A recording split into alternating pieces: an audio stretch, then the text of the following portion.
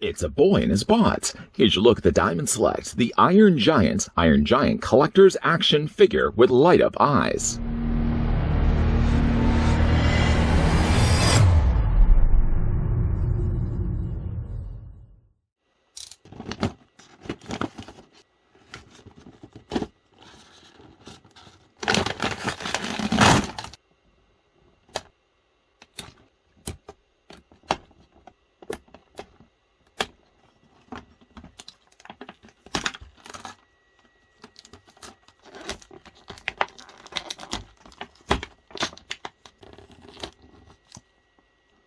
This action figure of the Iron Giant is based on his appearance in the 1999 film of the same name and has over 16 points of articulation. It features light-up eyes and includes multiple interchangeable parts.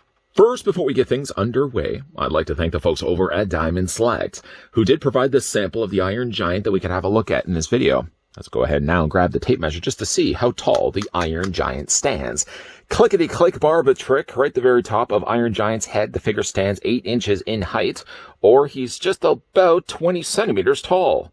If you are a new viewer to this channel, then welcome. If you're a longtime viewer, though, you may already know that we've already had a look at an Iron Giant earlier here on this channel. So we can move over the one that we're about to have a look at and compare the regular release of Iron Giant along with this one. This was the Battle Mode Iron Giant. You can probably already see that they are sharing very much the same mold from one to the other. Granted, yes, the Battle Mode does have a few extra appendages on the ends of its limbs. Other than that, though, and the change of the head sculpt, it seems like the molds are identical to one another. That Battle Mode Iron Giant will be coming back a little bit later into this review. In the meantime, let's have a look at the accessories that come included with the regular version of Iron Giant. The smallest, and of course the most likely, unfortunately, to be lost, included with this figure, you get yourself a tiny, tiny little version of Hogarth William Hughes, the tiny little boy, of course, that befriends the Iron Giant in the popular 1999 film. I can't believe, first of all, how small this is. Second of all, the amount of detail that Diamond was able to actually paint in this tiny little chap. Hopefully you guys are able to make out the face here. The eyes painted nicely. The lips as well painted quite, again, meticulous for how small this is. Even down to the little tiny laces on his sneakers, all covered here from Diamond's part. Something that also surprised me on this, not only was the size, but the fact that it does actually have head articulation. If you did want to have, for example, Hogarth looking at the Iron Giant and the Iron Giant looking back at him. Oh, that's so sweet. You can actually do that. You can turn the head back and forth. Something also that was interesting about this figure, if you look on the bottom of him, just on his bottom behind, he actually does have a screw screwed in. Now you think to yourself, well, why would they put a screw on the bottom of Hogarth behind? There's a reasoning for that. If you take the figure of Iron Giant and just onto the side here where his shoulders would be, it looks like they have encased a magnet, because that screw that made no sense at all when we first looked at it actually serves to be a magnet that you can put. Oh, that's something I would have normally have done with something that's so small like this and so easily been able to lose, but you can actually put Hogarth on the shoulder of Iron Giant. And then, of course, you can have Iron Giant looking at the little tiny boy, and the little tiny boy looking back at the Iron Giant. The way they put the magnet, by the way, it seems like it's best if you have it centered. The moment you turn it just a little bit, it almost seems as if the boy wants to kind of turn. In case you are curious, does it go on this side? It doesn't seem to be the case. This would not survive the blizzard test. But yeah, if you put it on this side, you can have the Iron Giant looking at little tiny Hogarth. Isn't that so cool? I'm going to put the figure down here for a second, and while the boy bonds with his bot, the other thing he comes included with as well is his S logo. This has been nicely painted. You can see that the S as well as the outer ring of the gray are elevated from the lighter gray on the inside. This attaches not the same way as Hogarth, where he would attach by magnet. Instead, you flip it around, there's actually clips on the back, and the clips have little tiny ledges. For the sake of not losing this, I'm going to just take Hogarth off here for a second. I'm going to take, once again, the Iron Giant and pick him up. It's best, I find, if you take the little lip at the bottom, the smallest of the two, and you hook it underneath his torso. So you sort of want to just hook it up like this, and then just bring it across. It seems the easiest way to put the S onto his chest. And then just to repeat that, reversing at the steps, you're just going to want to lift up the S like that, and then just drop it down. You really want to resist pulling it away from his body, because I think that little lip of plastic will break if you're not too careful. Kind of like the idea of having him displayed really with the S. That's actually one thing too, buying the fact that they did include the S, that does differentiate this one from the battle armor, battle mode Iron Giant. Again, we'll bring him back in a second. Other things that come included with this figure as well is a pair of gripping hands. It would have been neat if they could have actually found the means to put like a magnet on the inside of the Iron Giant's hands. I mean, if you really did want to have, say, for example, Hogarth in his hand, it would be more of a balancing act than anything else. As you can see, there's no magnet built into the hand. I mean, it's pretty small plastic anyways. I guess they probably could. Well, for the sake of the mold, of course, they would have to break up the hand and have to either have it as two separate parts or then fill in the top with plastic. That's just seems more a lot of work than anything else. So yeah, if you did want to have little tiny Hogarth inside his hand, it's just more of a balancing act than anything else. Just be careful you don't lose it. It has a couple of gripping hands. The figure also comes included with a couple of flat hands too. And in all the cases, they're nicely both sculpted and painted. You can even see like the individual knuckles are painted in a more darker gray.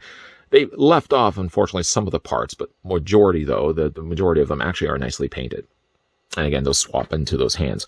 By the way, the default hands, by the way, are a pair of sort of Superman posed hands, which is, for me, I think the way I'm going to want to display the figure. If, though, you did want to have the hand differently changed, go ahead and just wiggle the hand and remove it from the post.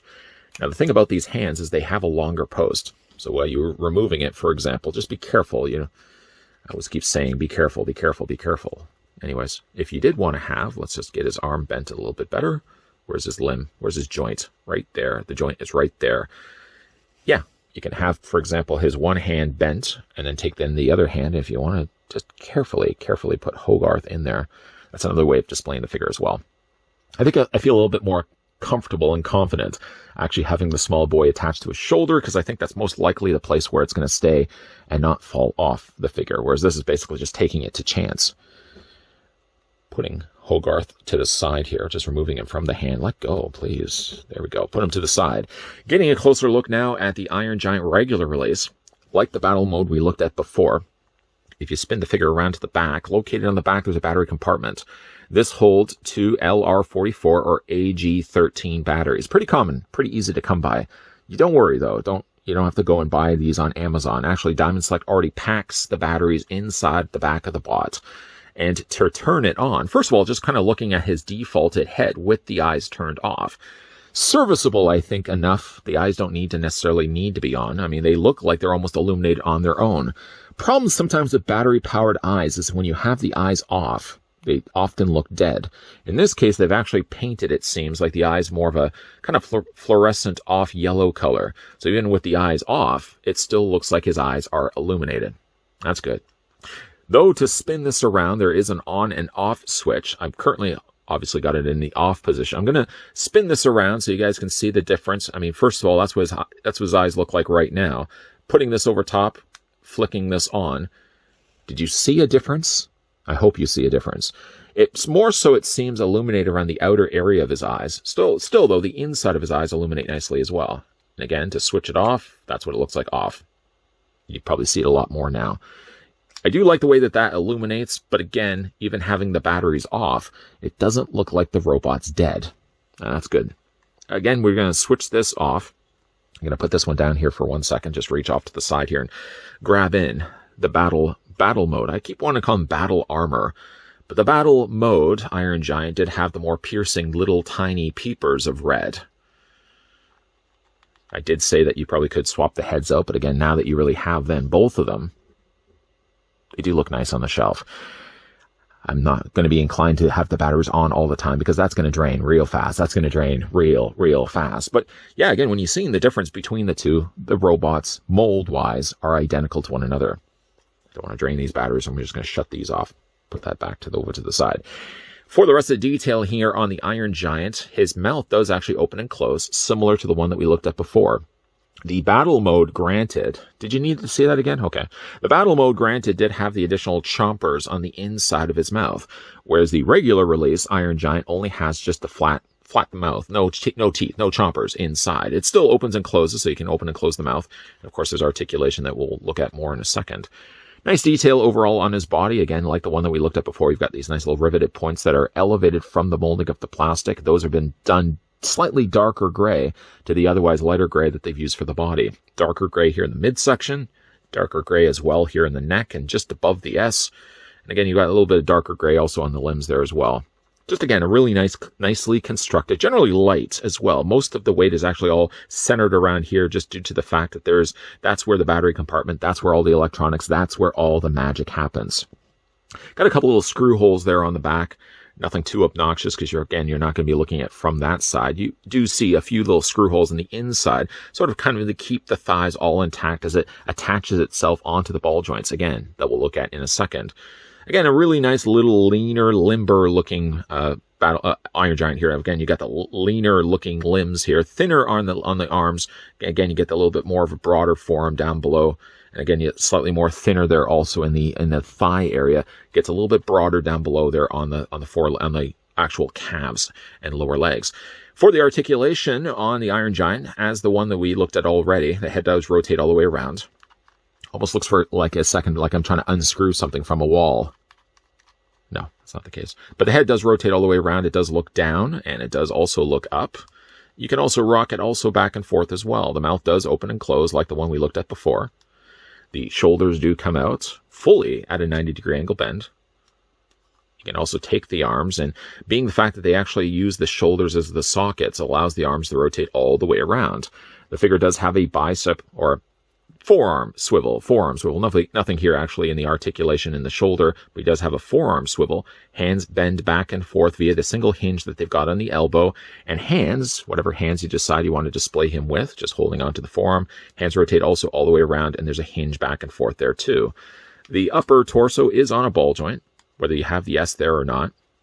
And again, there is no articulation, it seems, from the waist section here of the bot. You can bring the legs out only just by a little bit. You can take the legs going forward. There's his under treads of his feet. Moving back and forth this way. Again, it hinges out, but only to about there. That's as much splits as you can be able to get with the Iron Giant. Has a single hinge, which almost seems, let me just put it up to the camera here so you can almost make it out. Can you hear that? That's why I was being quiet, by the way. So you can actually hear the hinge joint. It seems like there's a bit of a ratchet joint there. And when it comes to its feet, while there is no ankle pivot this way, there is certainly ankle pivot this way. And no foot articulation, no toe articulation, anything like that on the Iron Giant. Nice looking figure, though. I really like the way that this one turned out. Again, we're just going to put him down here for a second. And where did we take little Hogarth? Certainly don't want to lose him. Once again, we'll put him onto his shoulder. There we go. Great use of magnets, by the way. And once again, we'll bring back in the battle mode Iron Giant.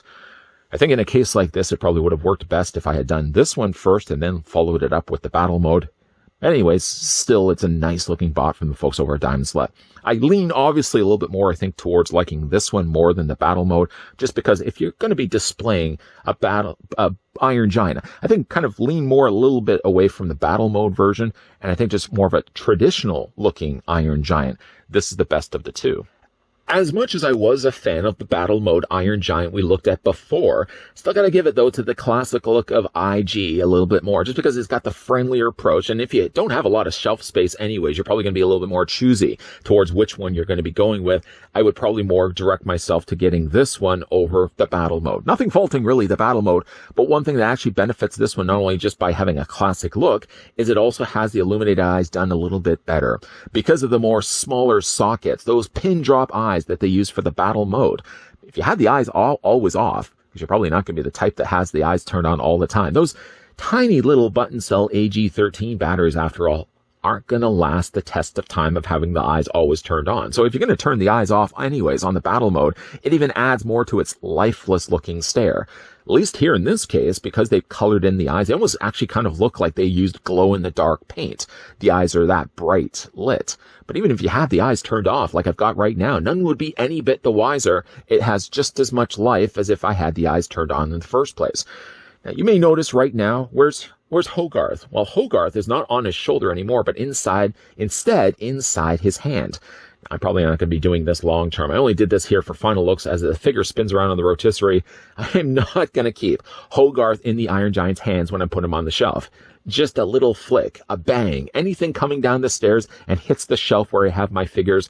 Poor little tiny Hogarth is going to take a tumble, and he's probably going to disappear. At least they did put a screw on the underside of his body in a more inconvenient of places, but at least it attaches or lines up with the magnet that they've actually embedded into the shoulder of the Iron Giant. It's only on the one side from what I at least can see, but that's the side I would have it displayed with anyways.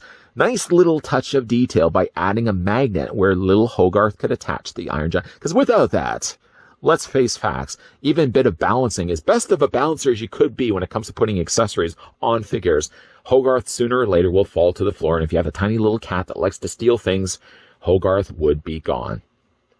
A big thank you, though, to the folks over at Dahmm Life that did provide, once again, the sample here of the Iron Giant, the OG look of Iron Giant that we have a look at in this video. Let me know, of the two, have you picked up either one of these, the Battle Mode Iron Giant or the friendlier, more approachable and Iron Giant? Let me know down below in the comment section. Also, if you enjoyed this video, why not hit it with a like? If you love the content you're seeing here on this channel and you don't want to miss out on anything that you're seeing, first of all, make sure you hit the subscribe button down below. Second of all, make sure you're turning on the bell notification. Third of all, making sure you're coming back on a regular basis. As always, thanks for watching. See you guys next time.